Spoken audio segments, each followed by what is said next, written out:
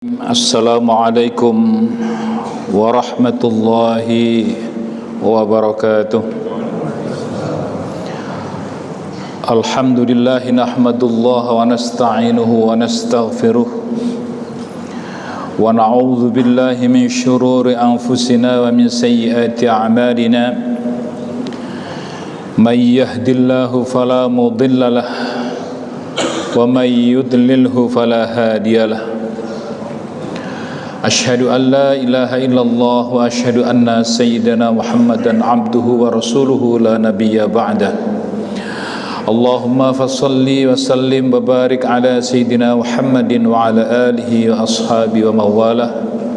La hawla wa la quwwata illa billah, amma ba'd. Para jamaah salat zuhur rahimakumullah, puja dan puji syukur marilah senantiasa kita panjatkan ke hadapan Allah Subhanahu wa taala yang selalu melimpahkan karunia dan rahmatnya kepada kita sekalian tanpa pernah memilah-milah apakah kita sedang dalam keadaan taat kepadanya ataukah terkadang kita sedang lalai atau lupa kepadanya. Salawat dan salam pun tak lupa kita mohonkan semoga tetap terlimpah pada junjungan kita Nabi besar Muhammad sallallahu alaihi wasallam. Para jamaah sekalian, sekarang ini adalah waktu yang paling tepat bagi kita untuk membuat perencanaan sekaligus mengevaluasi perjalanan kehidupan 1 tahun kita ke depan. Disebabkan oleh karena waktu ini atau saat ini secara formal Allah Subhanahu wa taala sudah memberikan kedudukan kita menjadi orang-orang yang muttaqin. Ketika kita sudah melampaui sebuah proses ujian ataupun pendidikan yang dengan segala daya serta upaya yang kita lakukan itu sudah bisa kita selesaikan dengan baik, dan bahkan kita semua sudah dilantik oleh Allah Subhanahu wa taala mudah-mudahan menjadi orang-orang yang muttaqin. Maka langkah berikutnya adalah penyusunan program yang dibarengi juga dengan evaluasi untuk 1 tahun ke depan. Nah, persoalan yang harus kita cermati adalah bahwa apakah kita ini yakin bahwa kita ini masuk dalam kategori orang-orang yang la'allakum tattaqun, orang-orang yang memang oleh Allah dinyatakan sebagai orang yang bertakwa. Nah, ini yang menjadi pertanyaan besar bagi kita. Nah, oleh karena itu dalam kesempatan yang baik ini saya ingin mengajak kepada kita semua mungkin untuk mengetahui status kita apakah sudah termasuk dalam kategori orang-orang yang la'allakum tattaqun ataupun tidak.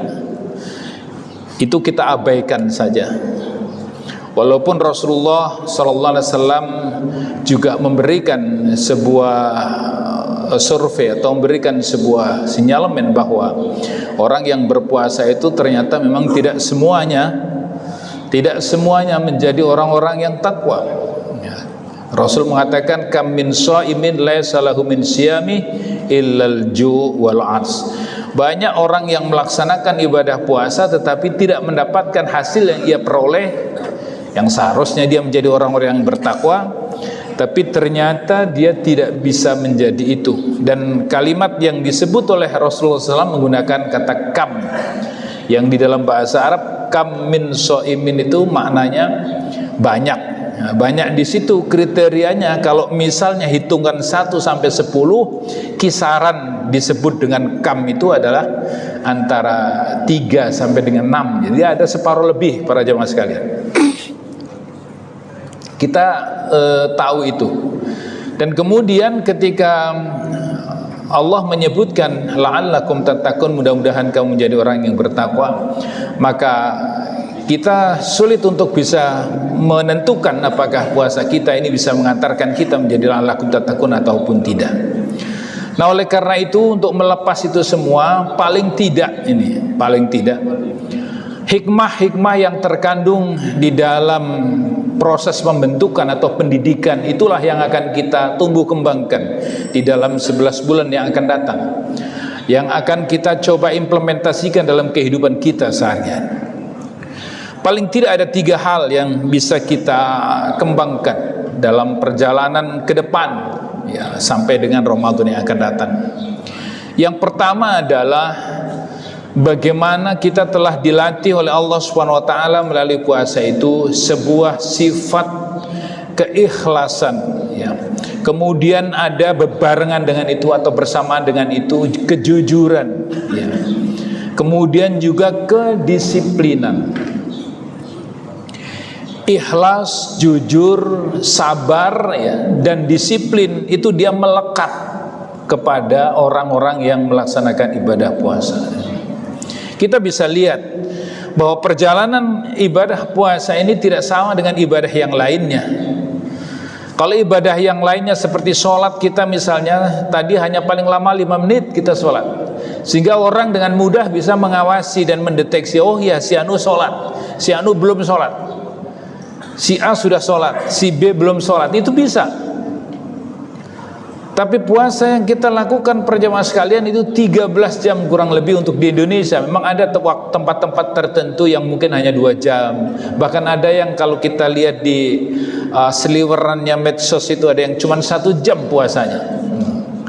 Kita tidak bicarakan itu, tapi di lingkup kita 13 jam bukanlah waktu yang pendek, dia panjang. Sehingga peluang untuk melakukan pelanggaran di sana, penyimpangan terhadap norma-norma puasa itu begitu mudah dan banyak. Peluang itu didapatkan tanpa ribut, tanpa menimbulkan keributan karena kita sendirian, tidak ada orang lain yang tahu. Pada saat kita berada di kamar mandi waktu zuhur misalnya, kita minum air keran, nggak ada yang tahu kita, orang lain nggak ada yang tahu. Pada saat kita di dalam mobil, mungkin ada sisa-sisa minuman yang bisa kita manfaatkan, barangkali juga tidak ada orang lain yang tahu. Ataupun mungkin di rumah sekalipun, saat tidak ada orang, ataupun ada orang tapi mereka sedang istirahat tidur dan sebagainya, kita masih bisa melakukan pelanggaran itu. Curi-curi waktu, curi-curi kesempatan, kita masih bisa lakukan itu. Tapi kenapa itu tidak kita lakukan para jamaah sekalian? Karena kita bukan untuk mendapatkan pengakuan dari orang lain. Karena puasa yang kita lakukan itu bukan untuk mendapatkan legalitas dari sesama kita, tapi yang kita butuhkan adalah legalitas dan pengakuan dari Allah Subhanahu wa taala yang kita yakini akan melihat, mengamati, mencatat dimanapun kita berada, kendati pun kita sedang dalam keadaan sendirian. Bukankah ini merupakan hal yang sangat luar biasa di dalam perjalanan kehidupan kita itu, khususnya dalam kehidupan kita sehari-hari? Bagaimana kita sebagai seorang birokrat misalnya, kita punya atasan, kita punya bawahan, kita punya teman yang mereka menjadi pion-pion di dalam proses pengawasan pekerjaan kita dalam keseharian. Kalau itu tidak lagi kita hitung dalam artian bahwa pengawasan kita itu, kedisiplinan kita itu, ketaatan terhadap norma-norma yang kita lakukan itu tidak berdasarkan atas pengawasan mereka, tapi atas dasar pengawasan Allah Subhanahu wa taala, maka betapa luar biasanya pekerjaan kita itu. Kita menyapu halaman bukan karena ada teman atau ada atasan yang menilai kita, tapi kita nyapu halaman karena memang itu adalah tugas kita dan kita dilihat oleh Allah Subhanahu wa taala. Maka ada ataupun tidak pengawasan itu terhadap kita, maka kita akan melaksanakan dengan sebaik-baiknya. Betapa itu akan menjadi hal yang luar biasa. Kita mungkin di kantor, di dalam kamar atau di ruangan kita sendirian. Kita mau berbuat apa, menulis yang sebetulnya tidak harus ditulis, menambahkan sesuatu yang tidak boleh ditambah dan seterusnya, kita bisa lakukan itu. Atau mengurangi hal yang seharusnya kita tidak kurangi, kita bisa lakukan itu. Tapi kalau kita meyakini dan kita selalu mengandalkan pengawasan itu dari Allah Subhanahu wa ta'ala, maka insya Allah itu akan bisa kita hindarkan. Dalam kehidupan kita sehari-hari mungkin kita bisa berpisah dengan istri sementara karena kita bekerja. Ada peluang-peluang yang bisa bernuansa pada pengkhianatan kepada istri kita, tapi itu tidak kita lakukan walaupun istri kita tidak melihat kita. Kenapa? Karena kita mengandalkan pengawasan itu dari Allah Subhanahu wa ta'ala. Dan seterusnya dan seterusnya. Pendek kata bahwa puasa yang sudah kita lakukan kemarin itu sebetulnya entah kita mau masuk dalam kategori muttaqin atau tidak, tapi paling tidak kita sudah diajarkan untuk bagaimana kita menjadi orang yang jujur, menjadi orang yang disiplin. Kalau boleh kita meminjam istilah disiplin, itu adalah sebuah ketaatan dan kepatuhan terhadap norma yang didasarkan atas kesadaran kita, bukan atas pengawasan. Maka itu bisa melekat pada semua aspek kehidupan kita. Saat kita berumah tangga, saat kita bekerja, saat kita sedang transaksi, saat kita sedang sendiri, saat kita sedang bersama orang lain, dan seterusnya dan seterusnya. Para jamaah sekalian, kemudian juga kejujuran, ya, kejujuran itu artinya bahwa orang biasanya melakukan kebohongan itu disebabkan karena adanya keinginan yang lebih, sehingga untuk mempertahankan keinginan yang lebih dan tidak diketahui orang lain itu, dia kemudian melakukan kebohongan. Nah, kejujuran itu adalah sebaliknya. Dan itu ada pada puasa juga. Bukan hanya itu, tapi juga kesabaran. Kesabaran, jadi disiplin, kejujuran, kesabaran, keikhlasan itu ada dia dalam konteks bagaimana kita terbina selama kurang lebih 30 hari. Itulah para jamaah sekalian yang mestinya kita coba untuk implementasikan dan kita pertahankan dalam 11 bulan yang akan datang, dalam kita melaksanakan aktivitas kehidupan di semua sisi, ya. Kemudian para jamaah sekalian, yang kedua, ada Allah Subhanahu wa ta'ala menyisipkan dalam konteks bagaimana kita berhubungan kepada sesama, yakni adanya sebuah kebersamaan ataupun jiwa korsa. Kita sangat diharapkan bahwa pasca kita melaksanakan ibadah puasa ini, kita tidak usah juga sekali lagi melihat apakah kita termasuk muttaqin atau tidak, tapi mari kita lihat bahwa puasa itu telah mengajarkan kepada kita jiwa korsa, mengajarkan kepada kita kebersamaan. Kita diperintahkan untuk memulai lapar itu sama-sama pada waktu yang sama, yakni pada terbit fajar. Kemudian saat siang hari kita lapar juga kita sama-sama, ya. Kemudian pada saat waktu maghrib tiba, kita diperintahkan untuk memulai atau dibolehkan untuk memulai makan itu juga sama-sama. Kesamaan pola di dalam kehidupan ini diharapkan akan menimbulkan rasa senasib sepenanggungan dalam kehidupan kita, siapapun dan apapun kedudukan sosial kita, ya. Dan itu sudah ditiru oleh para senior kita dalam menerapkan jiwa korsa di pendidikan dengan cara mereka itu dilakukan bersama-sama, makan diberikan bersama-sama, kemudian andai kata perlu harus latihan jungkir sama-sama, merayap sama-sama, ya. Dengan begitu ketika dia telah dibiasakan melakukan kegiatan baik yang menyenangkan maupun yang menyedihkan secara bersama-sama dalam waktu 1 bulan, 2 bulan, mungkin 3 bulan, diharapkan akan tumbuh jiwa korsa, kebersamaan, yang mana antara satu dengan yang lain, ketika yang satu itu sakit, dia juga akan merasakan sakit. Kita tahu bahwa ketika kita sudah selesai pendidikan, kita kemudian menjadi teman itu seperti sampai akhir hayat ya. Kita sudah nikah, kita sudah apapun, tetap dia menjadi satu ya.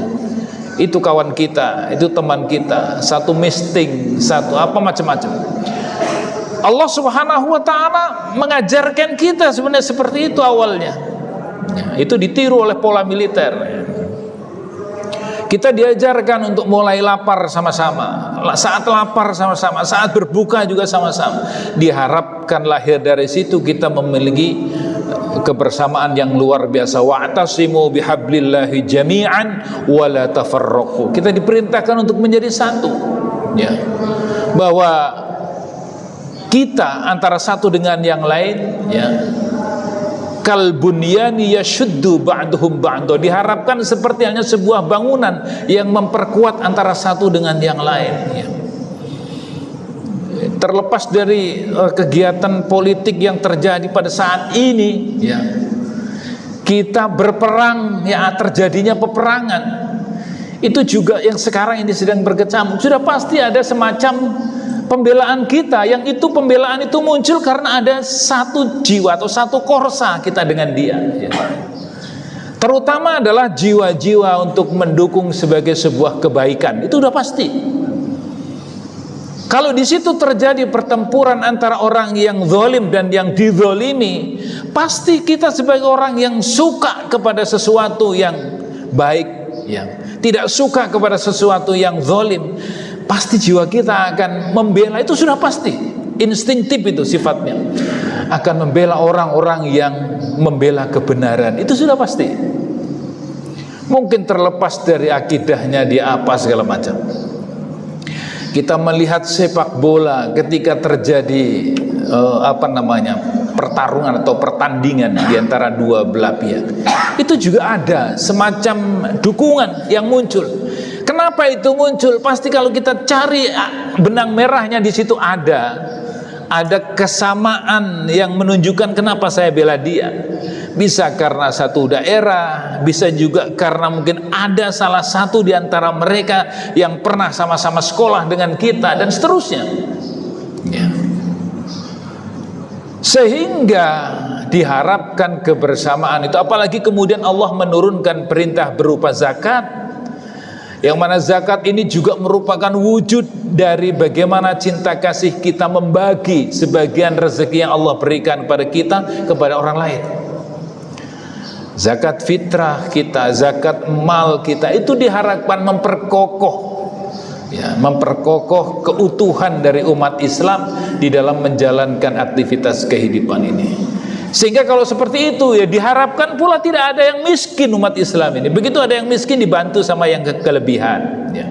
Sehingga terjadi balancing ya. Tidak terjadi kemiskinan karena yang Islam, yang miskin-miskin itu dibantu kehidupannya. Sehingga rata-rata kira-kira demikian. Itu yang diharapkan. Jiwa mutakin yang harus kita lestarikan adalah yang itu.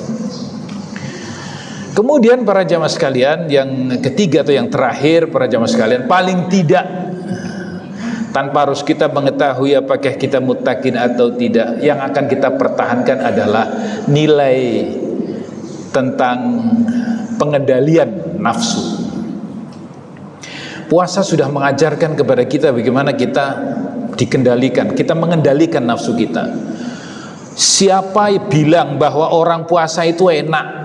Enggak ada, karena dia harus tidak makan dan tidak minum.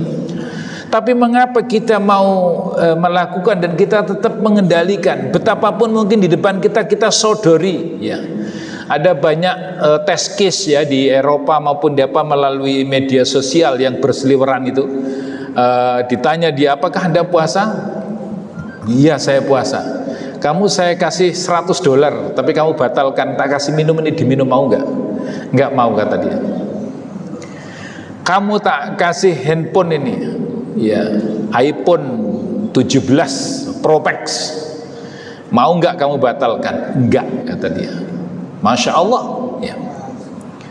Terus kemudian apalagi mungkin diberi rumah, diberi apa, dia tetap enggak, dia tidak mau membatalkan puasa. Itu ada unsur bagaimana kita bisa mengendalikan ya.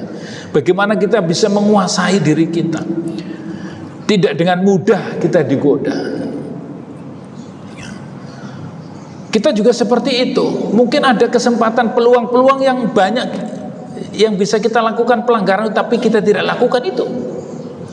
Karena kita berlatih untuk mengendalikan diri kita dari hal-hal yang tidak diperkenankan oleh Allah Subhanahu wa taala. Walaupun itu halal, minuman itu halal. Istri kita nikahi secara sah, makanannya ada yang di rumah kita cari secara halal. Tapi sebelum tiba waktunya maka kita lakukan itu. Bahkan setelah kita masuk pada waktu maghrib, para jamaah sekalian, itu pun upaya untuk mengendalikan diri kita masih diharuskan untuk bisa mengendalikan. Tidak terlalu banyak makan secukupnya pada saat buka puasa, kemudian memperbanyak zikir dan sebagainya. Pendek kata, unsur pengendalian diri di dalam puasa itu begitu melekat dalam diri kita. Nah, diharapkan pasca Ramadan ini kita memiliki jiwa yang mampu mengendalikan diri sehingga berpikir dengan sehat dan positif di dalam melakukan berbagai macam pekerjaan kehidupan keduniaan ini, sampai dengan 11 bulan yang akan datang. Paling tidak 3 hal inilah para jamaah sekalian yang barangkali kita coba untuk bersama-sama mengimplementasikan dalam kehidupan sehari-hari, agar Allah Subhanahu wa taala insyaallah melimpahkan kekuatan lahir dan batin kepada kita, memberikan taufik dan hidayah kepada kita sehingga kita bisa mempertahankan eksistensi kita ini sampai dengan Ramadan yang akan datang. Amin ya rabbal alamin. Ala hadhihi al-Fatihah. A'udzubillahi minasyaitonir rajim. Bismillahirrahmanirrahim. Alhamdulillahirabbil alamin. Iyyaka na'budu wa iyyaka nasta'in. Ihdinas siratal A'udzu billahi minasyaitonir rajim. Bismillahirrahmanirrahim. Allahumma shalli wa sallim wa barik ala sayyidina Muhammadin wa ala alihi washabihi ajma'in. Alhamdulillahirabbil alamin. Hamdan yuwafi ni'amahu wa yukafi mazidah. Ya rabbana lakal hamdu kama yanbaghi li jalali wajhikal karim wa 'azimi sultanik. Allahumma ighfir lana dhunubana wa liwalidina warhamhum kama rabbana shighara. Allahumma inna nas'aluka ridhaka wal jannah wa na'udzubika min sakhatika wan nar. Allahumma ahsin 'aqibatana fil umuri kulliha wa ajirna min khizyid dunya وعذاب الآخرة. اللهم ربنا تقبل منا صلاتنا وصيامنا وقيامنا وركوعنا وسجودنا وتخشعنا وتعبدنا وتمم تكسيرنا يا رب العالمين. ربنا آتنا في الدنيا حسنة وفي الآخرة حسنة وقنا عذاب النار والحمد لله رب العالمين. Terima kasih atas segala perhatian, mohon maaf atas segala kekurangan. Assalamualaikum warahmatullahi wabarakatuh.